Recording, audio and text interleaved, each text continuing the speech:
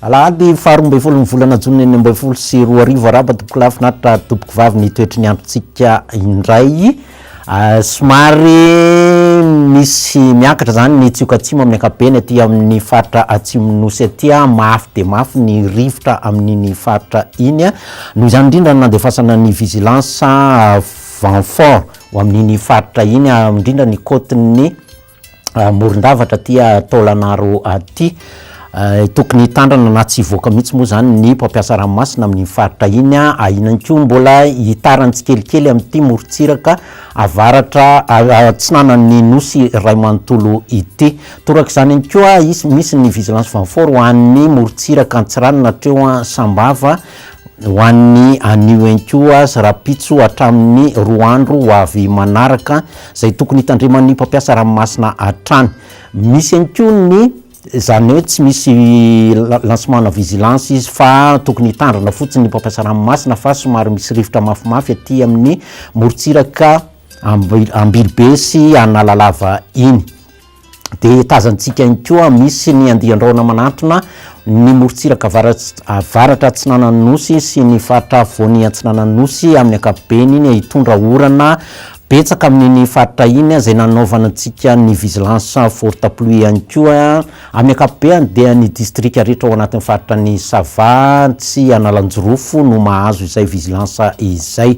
mazava ho azy fa tokony hitandrina trany ny mpampiasa ranomasina zay hivoaka amin'iny faritra iny raha ny toetry ny androntsika amin'ny ankapobeny aloha zany dia anorina malefaka na antonony amin'ny faritra ny Sava Analanjorofo Atsinanana Vatovavy Fitovinany Atsimo Atsinanana iny anorina Tandrifondraona aty amin'ny faritra Diana aty somary mandraondraona ny andro aty amin'ny faritra na Antananarivo Boeny Betsiboka